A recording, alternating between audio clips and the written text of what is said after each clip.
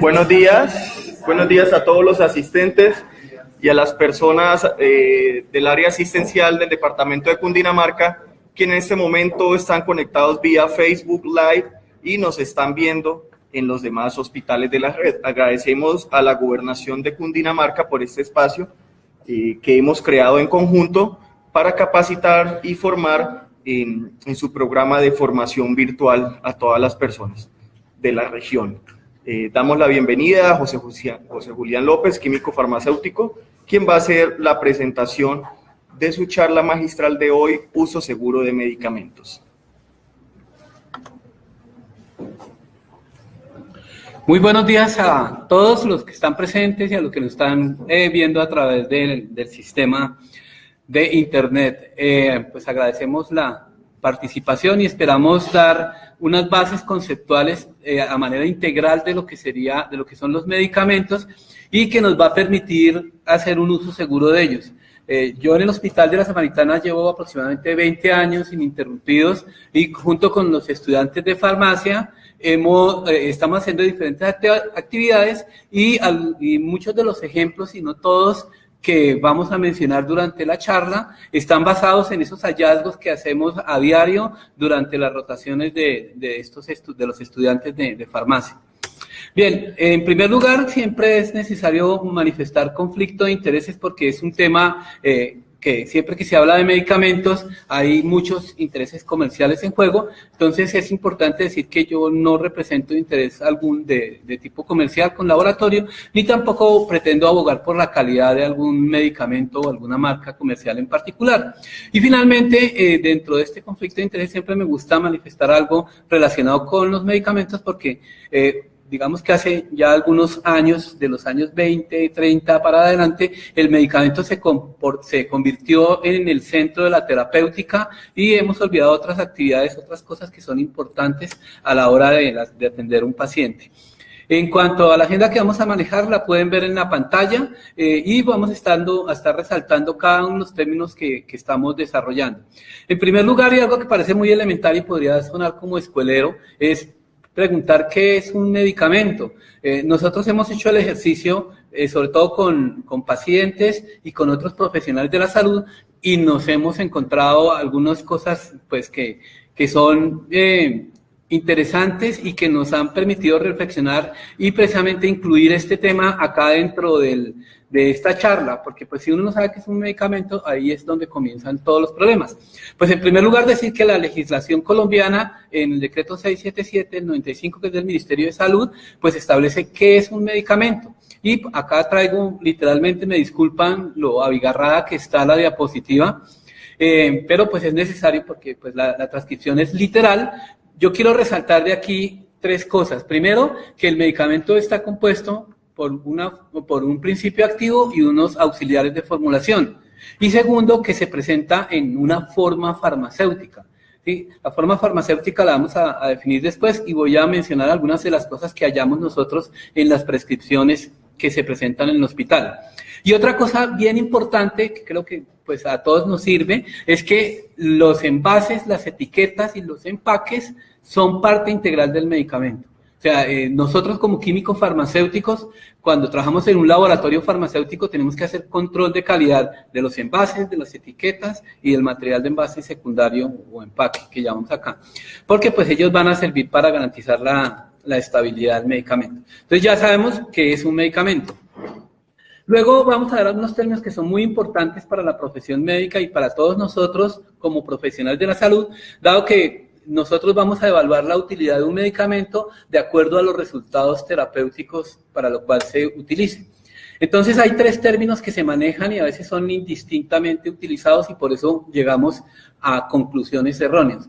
En primer lugar, la eficacia. Entonces, ¿qué es la eficacia? La eficacia es el resultado clínico de la utilización de un medicamento en condiciones ideales de uso. Estoy hablando de los estudios fase 3 o estudios clínicos que se realizan en pacientes seleccionados, que se hace en pequeño número de pacientes, en el cual estamos garantizando que se entrega el medicamento y que el paciente se consume el medicamento en las indicaciones que se requieran, en la cual se hace una educación en cómo administrar y cómo almacenar el medicamento, en la cual también se se vigila que no existan interacciones y otra cantidad de cosas, además de que el paciente que participa en un estudio clínico está muy motivado a cumplir con la terapia porque pues ya sea que solo representa plata o ya sea que es una esperanza nueva para su problema de salud. Pero estos son los estudios que están publicados en las revistas científicas, en las revistas médicas internacionales. Y son un requisito importante para que las agencias regulatorias, en nuestro caso Colombia, el INVIMA, le otorgue un registro sanitario. Sin ese registro sanitario, ese medicamento no se puede comercializar en el país. Entonces, por eso es importante que antes de comercializar un medicamento, el laboratorio tiene que demostrar que sirve para la indicación que él está proponiendo. Pero fíjate que aquí estamos hablando solamente de la eficacia, es decir, de la respuesta terapéutica. Pero la vida real es otra. O sea, yo acá entonces voy a hablar de efectividad y de seguridad. La vida real o estos dos términos que estamos mencionando es la práctica clínica habitual, lo que se desarrolla a diario acá en nuestros hospitales y en la parte ambulatoria. Entonces ya acá el medicamento no se utiliza en condiciones ideales, sino en condiciones reales de uso. Entonces ya acá, por ejemplo, no vamos a ensayar el captopril en hipertensos, sin diabetes, sin EPOC, sin dislipidemia y solamente en hipertensión esencial tipo 1, sino que acá ya utilizamos todos los espectros de la enfermedad, abarcamos un número de pacientes, tenemos problemas en el suministro, en la entrega, en la adherencia, en el almacenamiento de los medicamentos, el paciente generalmente no tiene información de cómo consumir su medicamento. Además de eso tiene una polimedicación que en algunos casos, incluso hospitalizados, he visto 10, 12 medicamentos para un solo paciente, que es un problema más de enfermería que ahora vamos a mirar también eso. Y además de eso otros aspectos socioeconómicos, ¿no? que puede presentar el paciente, es decir, que no tiene trabajo, que lo echó la mujer, que tiene líos con el vecino, otro tipo de necesidades que hacen y que van a incidir directamente en la terapia. Entonces, esto pues tiene que ver con el desempeño del medicamento en nuestra vida diaria como profesionales de la salud. Y finalmente la eficiencia. La eficiencia, pues traducida al español, significa cuánto nos va a costar producir un resultado terapéutico.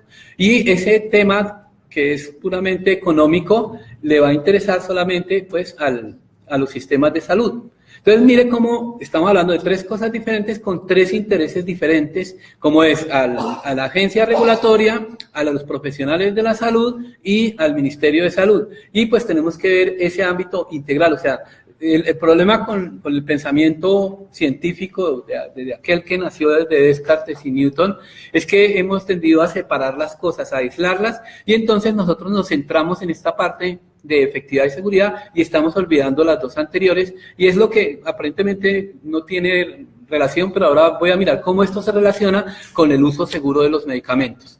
Bueno, la tercera parte yo creo que es el eje central de esta charla y quiero que por favor le pongan mucha atención porque nos vamos a dar cuenta la intensa cantidad de relaciones que existen en el uso de los medicamentos. No es solamente que yo prescribo, el farmacéutico dispensa, enfermería administra y se acabó el problema. O sea, el acto médico no termina con la prescripción, sino tiene que ir más allá y eso es lo que quiero que miremos en la siguiente diapositiva. Esto está más dirigido hacia un paciente ambulatorio, pero vamos a tratar de dirigir la charla hacia el paciente hospitalizado. Hay algunas pequeñas diferencias. Realmente el paciente acude al médico porque tiene algún problema de salud que es real o que es percibido. ¿Sí? De eso voy a mencionar algo más adelante. El médico, con sus conocimientos, actitudes y prácticas, pues realiza un diagnóstico y posteriormente propone una intervención. Como les mencionaba anteriormente, esa intervención en la mayoría de los casos, no me atrevo a decir que el 100, pero una cifra cercana a ello, pues determina una prescripción. Esa prescripción debe tener unas ciertas características, ¿sí? Generalmente uno ve que le achacan la culpa a la calidad del medicamento, pero nosotros hemos hecho acá los análisis de la calidad de la prescripción y lo que los invitamos a los que tienen esta responsabilidad es que hay que hacerla sin errores, que sea completa y que sea accesible. Cada una de estas cosas pues va a incidir de manera directa porque aquí es donde arranca la cadena. O sea, si un medicamento no se prescribe no hay problema, pero en el momento en que se prescriba ahí comienzan los diferentes problemas, ¿no? Entonces a veces, por ejemplo, no trae la forma farmacéutica, no trae el tiempo total de tratamiento o confunden forma farmacéutica con el empaque, ¿sí? Entonces colocan, por ejemplo, voy a decir cualquier cosa, acetaminofén, acetaminofén no, sino gentamicina, gotas, ¿sí? Entonces, pues, las gotas es una forma de administración y no es una forma farmacéutica. Entonces, digamos que hay algunas cosas de ellas que voy a terminar de completar más adelante. Y cuando hablamos de accesibilidad, quiere decir que esté disponible dentro del sistema de salud, ¿sí? Habrán casos muy particulares donde pues, es necesario salirnos del sistema, pero pues esperaría uno que no necesariamente. No hay que salirse, pues se supone que el plan obligatorio pues cubre todo, pero pues hoy en día ya estamos con la nueva ley estatutaria que permite ya dar más flexibilidad en la prescripción. Pero bueno, esa es una de las actividades. Cuando hablamos de un paciente ambulatorio, por ejemplo, nos referimos a que se le prescriba un medicamento que no esté dentro del plan obligatorio de salud y el paciente tiene que ir a conseguirse la plata para comprarlo. Y esto no siempre está. Entonces hay que pensar en esa otra parte. El otro proceso es la entrega del medicamento. Entonces una vez que ya se ha prescrito el medicamento debe ser entregado. Nosotros acá hablamos de dispensación, que es una entrega responsable, informada y oportuna del medicamento. Esto lo hace, es un acto tan profesional como es la prescripción en el médico o la administración en enfermería. Entonces, esta actividad es del farmacéutico y aquí también ocurren errores, sobre todo a nivel hospitalario por los sistemas de distribución de medicamentos.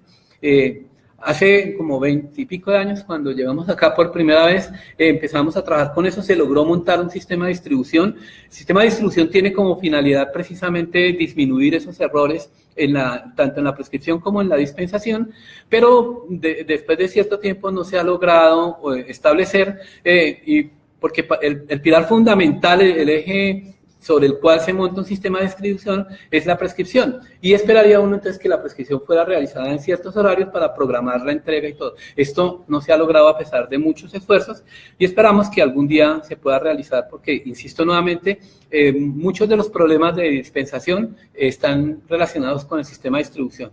Entonces, es un llamado también a todos los profesionales relacionados con eso, especialmente médicos, en el sentido de que se pudiera hacer una prescripción programada con el fin de poder también programar la entrega.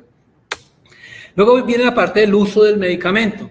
En la parte intrahospitalaria, realmente esta actividad está más a cargo de enfermería, o sea que tiene que ver con la administración del medicamento y con la adherencia.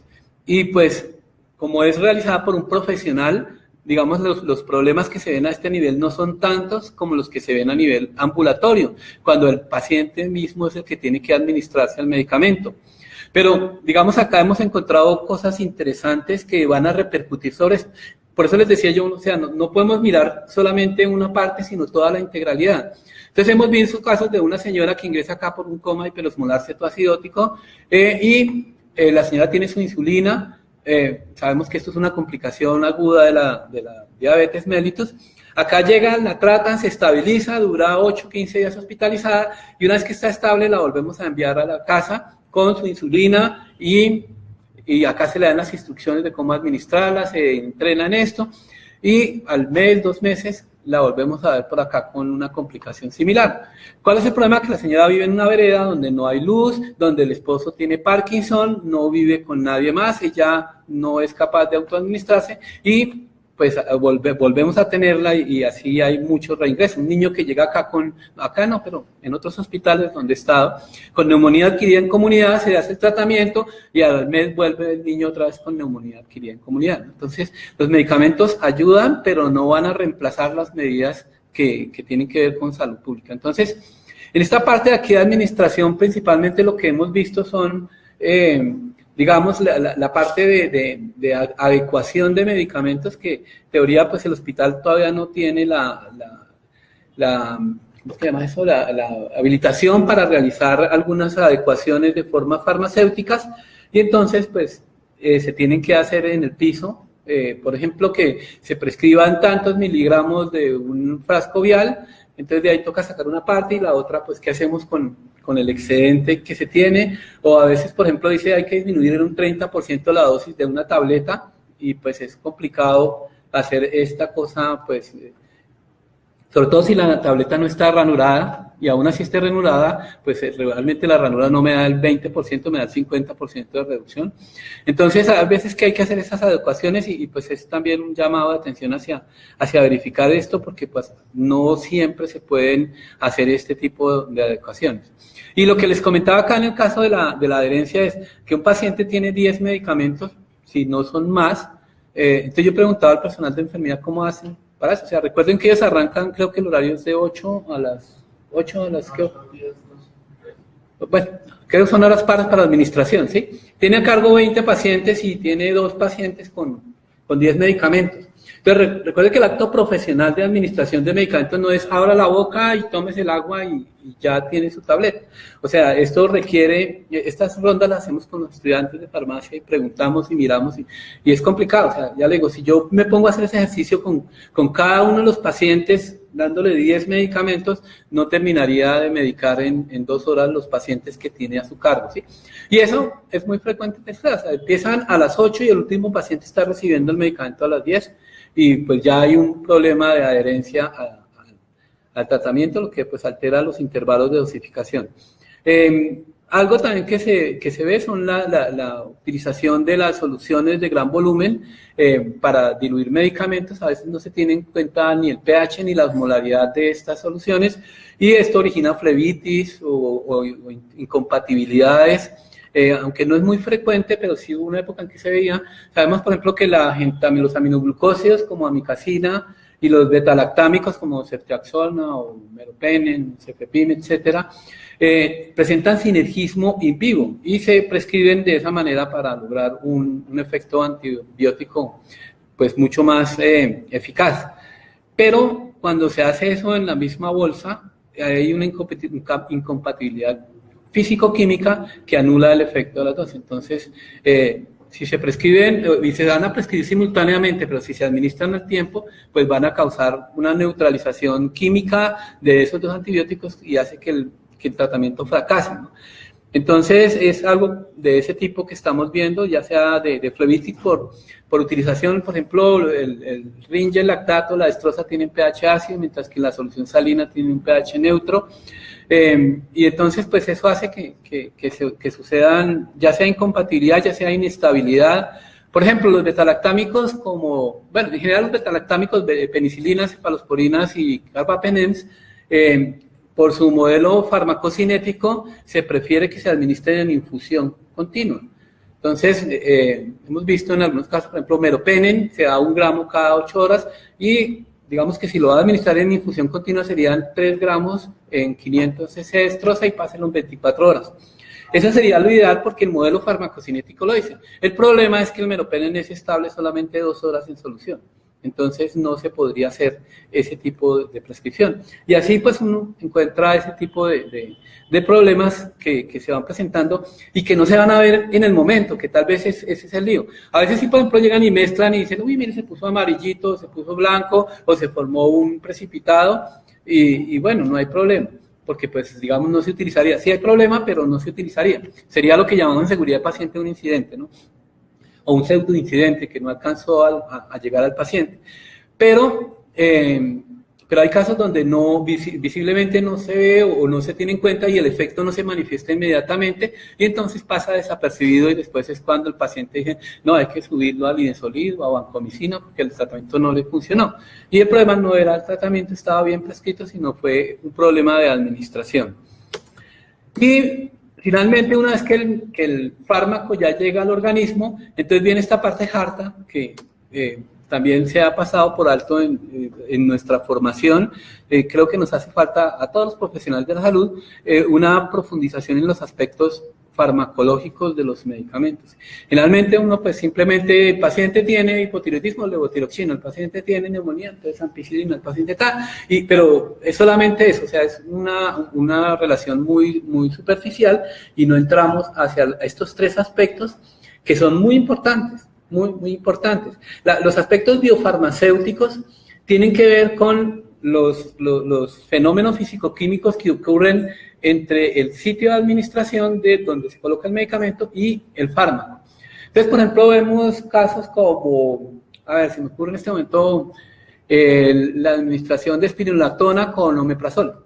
Y la espironolactona requiere un pH ácido para su absorción y estamos dando omeprazol al paciente, entonces pues eso hace que el pH del estómago supere el 4 y ya con ese pH la espironolactona no se hidroliza, no puede llegar a sangre y no estamos obteniendo ningún efecto. Sí, a veces, por ejemplo, también ya no tan frecuente, pero sí el médico prescribe omeprazol 40 miligramos vía oral cada 12 horas y el paciente tiene sonda nasogástrica. Entonces, pues enfermería, en su desesperación, abre la cápsula, la mete por allá y, ¿sí? O a veces también sucralfato, por ejemplo. Entonces, sucralfato lo prescriben el paciente cuando tratan de meter el sucralfato por la sonda, obviamente no cabe, entonces ponemos la tabletica y se nos forma una mazamorra y esas cosas. Así tapan la sonda y no va a funcionar. Entonces, esos son aspectos biofarmacéuticos que son muy importantes de tener en cuenta a la hora de administrar, y también el médico cuando va a prescribir, porque uno lo que dice es, venga, pues hable con el médico y dígale que le cambie el omeprazol por la vía IV y así solucionamos el problema, ¿sí? O cuando haya necesidad de adecuar, tenemos acá una cantidad de colegas químicos farmacéuticos que nos pueden decir si se puede o no se puede, ¿sí? Entonces está la pregunta, aquí hemos recibido dos preguntas, una de ellas, por ejemplo, si yo puedo administrar ciprofloxacina IV por vía oral, que a veces uno dice, no, es que esta vaina no funciona con nada, vamos a intentar, pero no hay esta presentación, entonces, ¿se podrá o no se podrá? O incluso alguna vez habrá una amicacina por vía intraventricular, si se podría hacer o no se puede hacer. Pero bueno, o sea, esos problemas se han resuelto a través de eso, no es que toma una decisión y ya se hace, sino que hay que evaluar todos estos aspectos.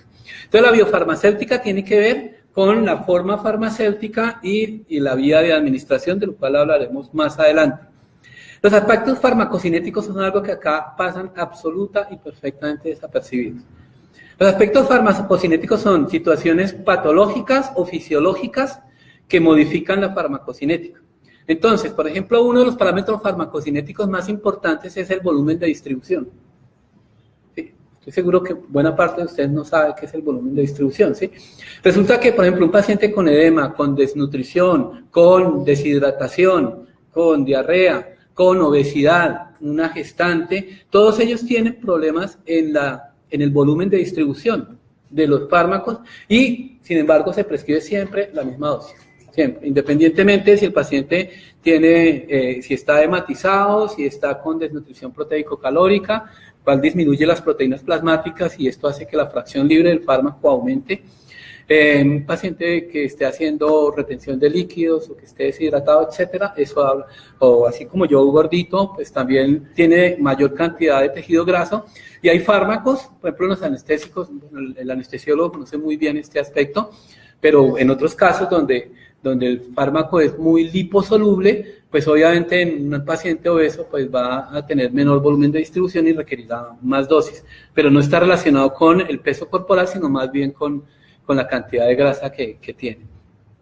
El caso de falla hepática, falla renal, pues en algunos antibióticos los tienen en cuenta, reconocemos especialmente vancomicina, amicacina, donde se hace un ajuste de la dosis basado en el aclaramiento de creatinina, y pues esto, digamos que ayuda, pero hay otros casos donde no conocemos la solubilidad. Es decir, fármaco que sea soluble en agua, fármaco que se elimina por riñón. Y será que si el paciente tiene falla renal, hay necesidad de ajustar la dosis porque si no empezamos a tener problemas de acumulación y obviamente de toxicidad, de manifestaciones de toxicidad. Pero para saber si el fármaco es soluble en agua o no, pues toca mirar las características físico-químicas y generalmente no nos detenemos a eso. Pero es que eso no lo tiene que hacer solo uno, o sea, recuerden que somos un equipo de salud. Entonces, cuando tengan dudas sobre estas cosas, pues siempre habrá unos colegas farmacéuticos que les podrán decir. Otra cosa, por ejemplo, los fármacos que son dializables o no. Paciente que esté en diálisis, hemodiálisis o diálisis peritoneal, y se le administran los medicamentos en la mayoría de los casos a dosis usuales y muchas veces se quedan o en la membrana o simplemente se filtran completamente a través de la membrana dialítica y no estamos haciendo entonces absolutamente nada. Entonces eso hay que tener en cuenta esos aspectos farmacocinéticos que tienen que ver con la absorción. Entonces, por ejemplo, un paciente con diarrea, con enfermedad de Crohn, con acloridia, etcétera, ellos afectan el tracto gastrointestinal y por tanto la absorción de medicamentos a través de esta vía oral. La distribución, ya lo mencionamos, edema, deshidratación, desnutrición, obesidad, embarazo. En cuanto a la parte de biotransformación, falla hepática, que la mayoría de los fármacos se biotransforman por esta vía. Aquí pues uno ve bastantes casos de cirrosis, finalmente por guarapo, hemos visto bastantes casos de eso, y también los medicamentos son administrados, incluso, no sé si lo sabían, el anapril es un profármaco que requiere una activación hepática para que funcione. Entonces, si yo le doy esto a un paciente cirrótico, no le va a funcionar, porque requiere activación y el hígado está pulverizado, entonces no le va a funcionar. Y la parte farmacodinámica tiene que ver con la relación entre la concentración plasmática que se obtiene y la respuesta terapéutica. Es importante, por ejemplo, los fármacos que actúan a través de receptores como los betamiméticos, los betabloqueadores, alfa-agonistas 1, que ellos generalmente, cuando hay demasiado fármaco, tienden a internalizar sus receptores y entonces la respuesta terapéutica disminuye. En términos de farmacología, eso se llama tolerancia. Entonces yo requiero cada vez dosis mayores para producir el mismo efecto. Todos aquellos fármacos, insisto, que actúen mediados por receptores, van a presentar ese tipo de problemas. Se llaman en farmacología down regulation, o sea, una regulación a la baja, y es un mecanismo de protección del organismo para evitar que cuando haya mucho neurotransmisor se produzca una respuesta exagerada. También está el efecto contrario, que sería el up regulation, que es lo que nosotros llamamos el efecto rebote. Se suspende bruscamente la administración y entonces hay un aumento en la secreción del neurotransmisor que produce estos problemas. Entonces, si todo esto está bien, estoy recortando mucho la parte de farmacología por el tiempo, si todo esto está bien, uno esperaría que, si ustedes ven, esto es una cadena, entonces se prescribe, se entrega, se usa y finalmente el organismo hace lo que tiene que hacer. Uno esperaría que el medicamento pues fuera efectivo y fuera seguro, que fue las palabritas que vimos anteriormente, ¿no? Y puede suceder, y en general sucede, que no es efectivo o que no es seguro. Entonces, esa es una actividad que nosotros desarrollamos con los estudiantes de farmacia y también los colegas. Ya voy a hablar del programa que se tiene internamente. Nuestra función con los estudiantes es de apoyo a los programas que tiene el servicio farmacéutico. Entonces, el farmacéutico también hace un diagnóstico. Lo que pasa es que nuestro objeto de estudio no es la persona, sino es el medicamento. Entonces, nosotros vamos a diagnosticar la cadena del medicamento, ¿sí? O sea, nosotros no vemos pacientes que tienen hipertensión, nosotros vemos personas que toman medicamentos para la hipertensión. El paciente es un asunto del médico y el medicamento es un asunto que nosotros tenemos que evaluar. Entonces nosotros vamos a evaluar si estuvo bien prescrito, si se le entregó a tiempo, oportuno, informado, si lo está usando adecuadamente y si no tiene problemas farmacológicos que puedan estar alterando esa respuesta que todo el mundo espera, tanto el paciente como el médico esperan que el medicamento sea efectivo y que sea seguro. Pero pues nosotros no olvidamos que el paciente no es una máquina biológica que se repara con medicamentos, es decir, que si se le subió la tensión, hay que bajarla, se le subió la glicemia, hay que bajarla, le dio dolor, hay que quitarle el dolor, que se le presentó esto, entonces hay que quitarlo. O sea, no es una máquina que esté compuesto por pequeños sistemas, sino que es un ser humano integral, holístico, como se llama enfermería, que es biológico, es psicológico y es social, ¿sí? Por lo tanto, esto va a influir, estos aspectos.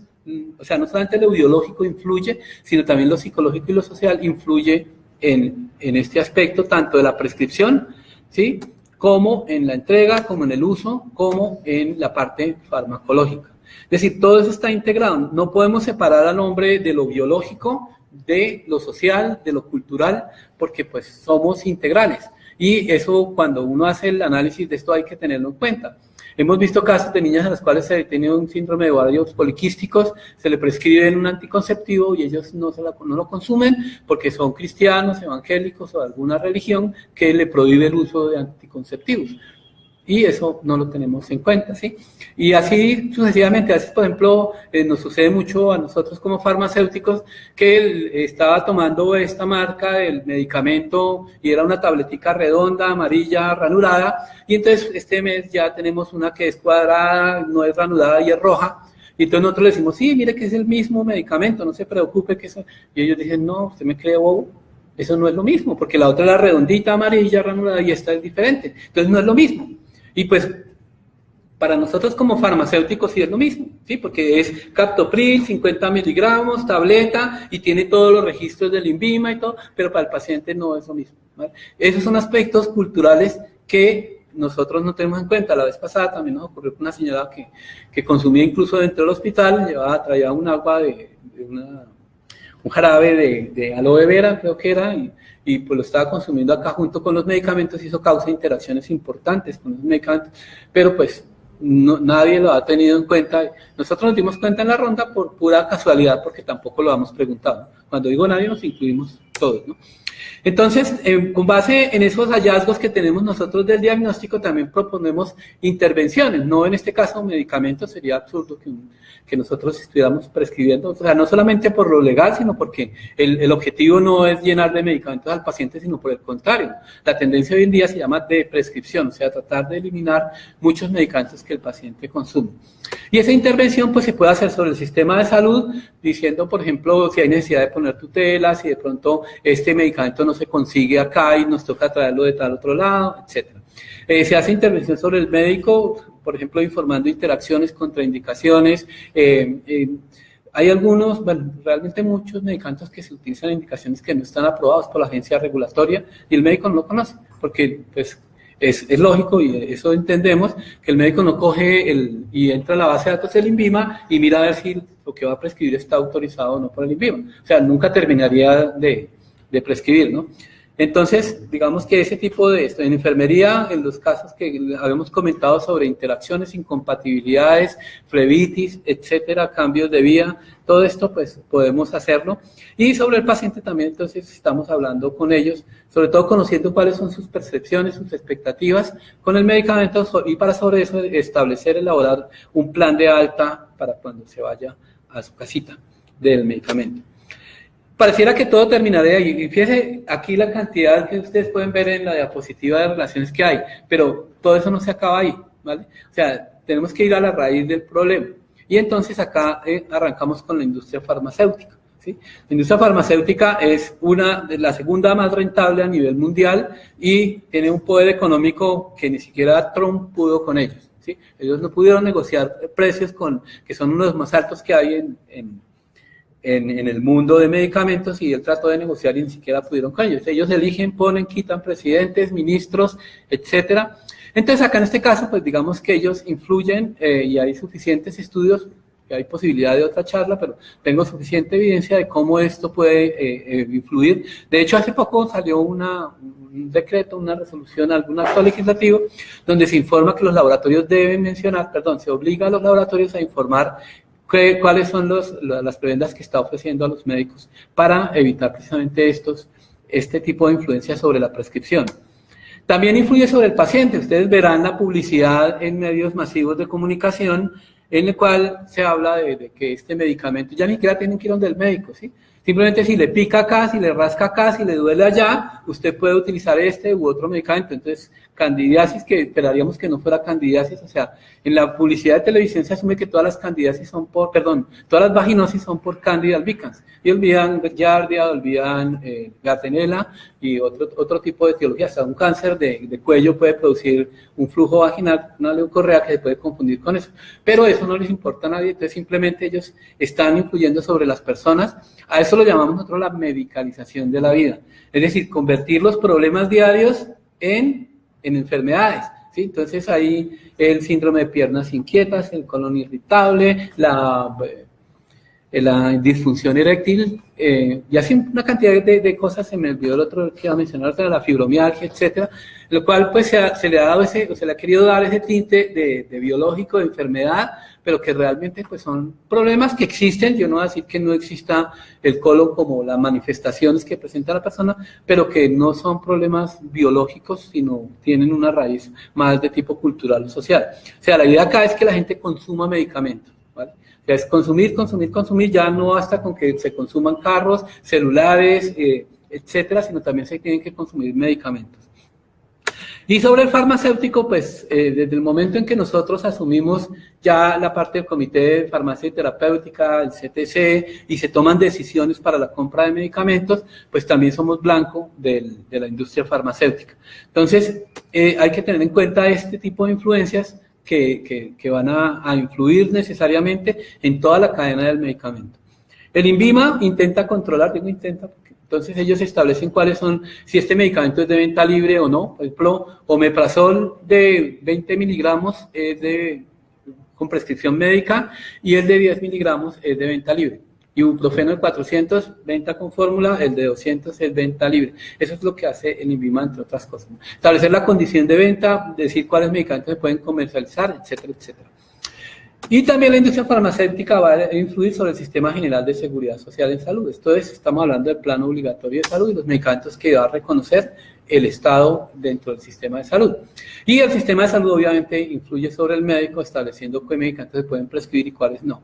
Pero también tiene que ver dónde estudia el médico, ¿sí? Entonces fíjese que la prescripción del médico no es un acto que uno esperaría que fuera...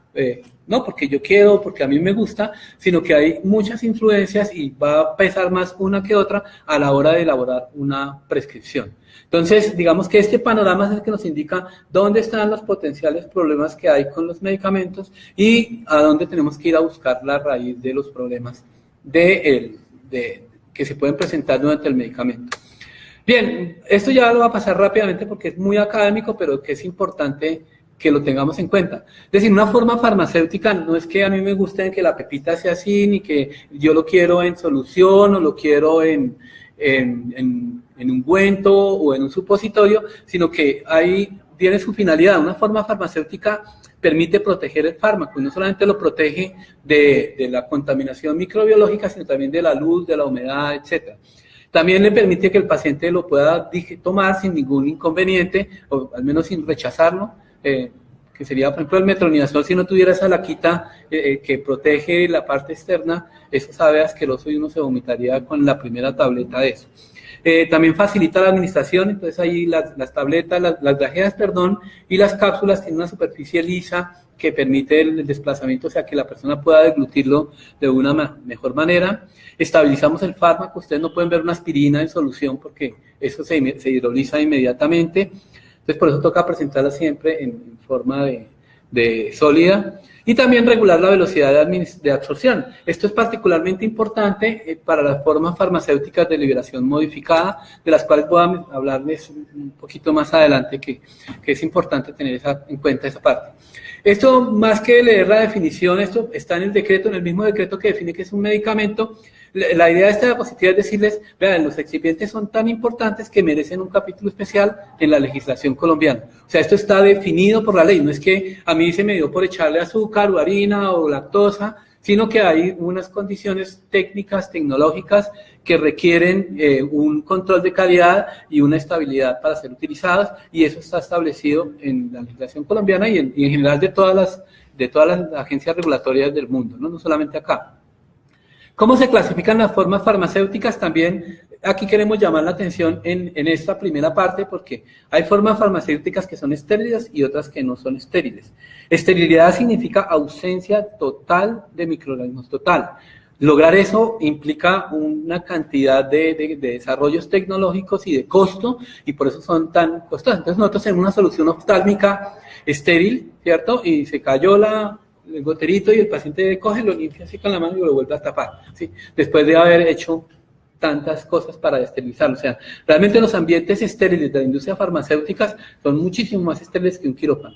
Y eso requiere plata y desarrollo tecnológico y preparación para eso. Los que hayan tenido oportunidad donde se preparan medicamentos o se reenvasan medicamentos estériles, esas áreas son con cabinas de flujo laminar, con escafandras, con aire filtrado, una gran cantidad de cosas, todo eso para mantener la esterilidad. Entonces, para que tengamos en cuenta que a veces, ya no, pero hubo una época en que encontrábamos unas ampollas que las abren, sacan la cantidad y las volvemos a tapar con un esparadrapo. Aunque creo que sí alguna vez logramos ver algunas cosas, ¿no? O sea, un esparadrapo no garantiza la esterilidad de nada. Entonces, es importante que cuando tengamos un medicamento, una forma farmacéutica estéril, se maneje con toda la técnica aséptica que se quiere, porque el esfuerzo para producirla es grandísimo. Y no esterilidad no significa que esté lleno de microorganismos, simplemente no se aceptan patógenos, pero se pueden aceptar algún tipo de carga microbiana, eso va a depender. No es lo mismo un jarabe a una tableta o a un supositorio que pues, pueden tener mayor o menor carga aceptable de microorganismos. Lo que se pide es que no tenga ningún patógeno y pues el farmacéutico se encargará de controlar que esto se dé así. Por el estado físico, sólidos, líquidos, no hay tanto problema. Y las vías de administración, vamos a hablar de ellas un momentico. Entonces, acá está la clasificación de estériles. Entonces, vemos cómo hay soluciones, emulsiones, polvos liofilizados, cremas, ungüentos y geles. Y para los no estériles, pues tiene una distribución muy similar, solo que el nombre, la forma farmacéutica va a cambiar, ¿no? Entonces, más allá de esto, quería mostrarles es cómo se clasifica y que esta clasificación no es caprichosa, sino que obedece a ciertas razones, sobre todo de tipo tecnológico, y que serán importantes para la hora de la administración del medicamento. Algo que es nuevo son los sistemas de entrega de fármaco. De pronto acá no he visto tanto, de pronto algunas nanopartículas, la anfotericina B liposomal, pero el resto no, porque son terriblemente costosas, y algunas bombas osmóticas que, digamos, acá la más conocida era el ALAT Oros, que es un sistema de vibración osmótica, es la traducción en inglés del oro, no es que esté hecha de oro o que tenga oro, sino es un Oral Release Osmotic System. Y algunas otras como los implantes subcutáneos que van liberando lentamente. Y otros sistemas oculares. Aquí en la diapositiva hay alguna gráfica que nos permiten ver la complejidad de un sistema de entrega de fármacos, ¿sí? Esta que vemos acá de color verde es la cápsula Oros, que va liberando osmóticamente un fármaco, y es bastante complicado. Esta parte de acá que vemos en este lado corresponde a una partícula liposomal que también es muy complicada, se la requiere una tecnología altísima y por eso son tan costosas. Hay Ocuser, que son sistemas para liberar pilocarpina en caso de glaucoma y se colocan como un lente de contacto, o sistemas transdérmicos que requieren la aplicación de corriente eléctrica para mantener un flujo constante. En todos los casos lo que se pretende es mantener una liberación constante del fármaco en un determinado lugar. Las vías de administración, entonces, aquí me interesa conocer esto, es porque la vía oral requiere una absorción a través del tracto gastrointestinal, pero fíjense que hay pinto el hígado, y es porque antes de que llegue a la sangre el fármaco tiene que pasar por el hígado. A eso le llaman el efecto del primer paso, y entonces en algunos casos hay una extensa biotransformación por parte del hígado, y entonces lo que va a llegar a la sangre no es una cantidad suficiente, y pues por eso es importante. Por ejemplo, fenitoína, en general los antiepilépticos son inductores enzimáticos y hacen que ese proceso aumente. Otros, como los macrólidos, disminuyen el metabolismo hepático y entonces aumenta la cantidad en sangre de ese fármaco y producen problemas. Por ejemplo, prolongación de intervalo QT, hay muchos casos que hemos visto acá de esas interacciones que suceden por estos medicamentos que retardan la biotransformación y producen aumento de los niveles séricos. Esta cantidad de fármacos que se absorben en la sangre se puede volver a absorber porque se elimina por vía de la biliar, y cuando llega nuevamente al intestino puede volver a ser absorbido por la sangre. A eso se le llama circulación enteropática, y hay algunos fármacos que presentan eso. No se utiliza casi ya, pero en este momento recuerdo el cloranfenicol que presenta eso. Entonces, por ejemplo, es útil en una colecistitis que se podría utilizar para tratar antibióticos que tengan este tipo de circulación. En otros casos puede llegar a ser problemática.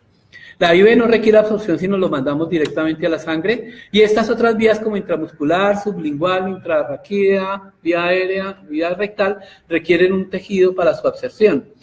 Llamo la atención acá en el caso de la sublingual, porque si ustedes se dan cuenta, voy a colocar acá la otra, la vía sublingual no pasa por el hígado, sino que llega directamente, lo mismo la vía rectal no pasa por el hígado. Entonces, las cantidades que se obtienen en plasma después de la administración son mucho más altas que si la administraran por vía oral. Hay casos donde, por ejemplo, recuerdo el nifedipino que se administraba sublingualmente, y esto pues producía unas caídas de tensión arterial bruscas que ponían en riesgo la vida del paciente. Ya no he visto que suceda esa práctica para casos de crisis hipertensivas.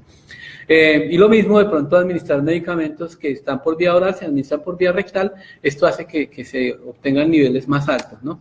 Y finalmente la tópica, que pues se va a lograr, aquí no hay absorción y simplemente va a ponerse en el sitio donde se requiera obtener el efecto terapéutico. Entonces, esto es importante, las rutas de administración, para que tengamos en cuenta cuando se va a hacer el cambio de vía, porque pueden suceder. Hay casos, no es frecuente en hospital, pero en ambulatorio sí. Hay tabletas que son masticables, tabletas que son chupables, tabletas que son sublinguales. Hay que administrarlas de la manera como han sido preparadas, porque entre otras eso obedece a un desarrollo tecnológico grande, ¿no? O sea, hay que hacer un esfuerzo no solamente en economía, sino en la parte tecnológica para desarrollar y que lo hagamos. Entonces, algunos problemas que se ven acá es, como les mencionaba yo, el cambio en la vía de administración. que sucede, o sea, por una u otra razón se solicita cambio de administración, eso debe ser discutido, pues si lo hace el médico, debe ser discutido con el farmacéutico para ver si esta parte es posible. La alteración en la integridad del fármaco, o sea, que se machuca, que se fracciona, que se diluye, y eso hace que pierda estabilidad. La manipulación incorrecta, o sea, que se rompa la cadena de frío, que se rompa la estabilidad o que se exponga a la luz del sol. En la polimedicación, como le dije yo, a veces se dan 3 o 4 medicamentos simultáneamente y estos proporcionan cambios importantes. A veces se prescriben dosis que no se pueden lograr fácilmente y requieren adecuación. Y no tener en cuenta las condiciones clínicas, como hablábamos del edema, de la falla hepática, falla renal, etc. Bien, esto pues ya para finalizar, entonces tenemos que ver que es muy importante nosotros tener en cuenta que los objetivos terapéuticos tienen también 3 dimensiones. La dimensión del profesional de la salud. Si tenemos un paciente con diabetes mellitus, pues el objetivo terapéutico será alcanzar una hemoglobina glicosilada del 8% y una glicemia basal de tanto. No recuerdo bien la cifra para diabéticos, podemos hablar de 120 miligramos por decilitro en basal. Esto es para todos los profesionales de la salud, entonces nosotros verificamos que el medicamento esté cumpliendo con esas metas terapéuticas. Pero para el sistema de salud eso no le interesa. O sea, para un sistema de salud no me interesa que el paciente tenga una hemoglobina glicosilada del 8, sino simplemente que el paciente no haga una falla renal por una nefropatía diabética, una neuropatía diabética, una retinopatía diabética. Y para el paciente tampoco le interesa la hemoglobina glicosilada, o sea, el paciente no tiene ni idea qué es eso, ¿sí? A lo que le interesa es poder seguir llevando su vida como la llevaba antes de ir donde el médico. ¿Sí? Por eso dice, no, yo no voy donde el médico porque viene y me quita todo lo que me gusta a mí. Entonces, hay que tener en cuenta y tratar de conciliar esas 3 cosas, ¿vale? O sea, una cosa es lo que decía mi mamá, lo que piensa el burro, y otra que la está enjalmando. Entonces, el objetivo terapéutico está basado acá en este caso con la evidencia disponible, pero para el sistema de salud y para el paciente puede ser muy diferente a lo que se está pensando desde el punto de vista clínico en la parte individual. El fallo terapéutico, que es algo que uno también ve en el programa de seguridad paciente, hemos visto eso y por eso quería traerlo aquí a colación. Recuerde que en estos casos la eficacia no es un aspecto determinístico. Es decir, cuando ustedes prescriben un medicamento, no esperen que a todo mundo le sirva ese medicamento. O sea, yo no puedo determinar a quién le va a servir o a quién no le va a servir. Entonces yo hablo de probabilidad. Entonces el desenlace clínico siempre es probabilístico. Entonces yo tengo una probabilidad de que a usted le sirva ese medicamento.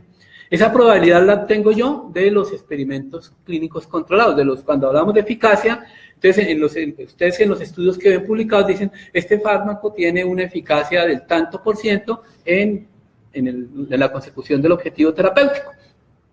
Y entonces, pues, digamos, esa es la probabilidad con que trabajan los médicos, y así como lo hacen con las pruebas diagnósticas, que yo tengo una probabilidad pretest, una probabilidad pretest, que van mejorando con cada una de las pruebas diagnósticas, también se debe conocer esta probabilidad de la eficacia del medicamento, porque si no funciona, puede ser que pues ese paciente no respondió porque esa era la eficacia que tenía el medicamento y no le pudo pedir más a eso. Entonces, ningún medicamento creo que está ahí, ningún fármaco es 100% efectivo, ningún fármaco es 100% seguro. Siempre existe la posibilidad de que falle, siempre existe la posibilidad de que vaya a producir una reacción adversa al medicamento. Finalmente, ¿qué está haciendo el hospital en cabeza del servicio farmacéutico para tratar de mitigar estos riesgos que ocurren durante la utilización de medicamentos? Tenemos el programa de seguridad de paciente, está en cabeza de 2 farmacéuticas, Mónica Montaño y Ángela Naranjo, quienes se encargan de hacer este programa, de hacer el seguimiento farmacoterapéutico, es decir, de evaluar que no haya interacciones, contraindicaciones, etcétera, etcétera. El programa de farmacovigilancia está el compañero Eric y el compañero Adrián en la parte de tecnovigilancia. Entonces es algo que son 2 colegas farmacéuticos que están evaluando, en este caso, errores de prescripción o reacciones adversas o problemas relacionados con medicamentos. Y está el programa de seguridad paciente, que es más macro, que no solamente abarca medicamentos, sino también sangre, tejidos biológicos, dispositivos médicos, reactivos biológicos, reactivos de laboratorio, etcétera, etcétera. Entonces, digamos que esto es lo que se está haciendo y pues también queríamos dar a conocer estos programas para que integremos más las actividades de del farmacéutico a las actividades de los otros profesionales de la salud, no solamente medicina, sino también hacemos ronda con nutrición, estamos integrándonos con trabajo social también para hacer todo este tipo de intervenciones que no solamente se quede en el aspecto biológico o biomédico. Y finalmente invitarlos a que cuando tengan algunas dudas en servicios gratuitos, esté el Centro de Información de Medicamentos de la Universidad Nacional. En la página web que ustedes encuentran, la pueden ubicar por Google, para no pedirles que se aprendan la dirección, aunque es fácil, es www.simun.unal.edu.co. Ahí en el homepage encuentran ustedes un link para que puedan enviar su pregunta y pues no les prometemos que se la contestemos el mismo día, porque estas preguntas deben ser procesadas, tienen que ser elaboradas, no es un call center, ¿sí? No es Google, entonces son preguntas muy específicas y que pues van a requerir un tiempo y un tratamiento para poder ser dadas, ¿sí? Porque pues, si no, simplemente uno digita ahí gentamicina y veo para qué sirve, cuáles son las indicaciones. O sea, no es esto el SIMUN, ¿vale? Es algo mucho más allá que resuelve problemas de la vida diaria. Entonces los invitamos a que consulten y además de eso, pues nuevamente agradecemos la participación en esta charla. Muchas gracias.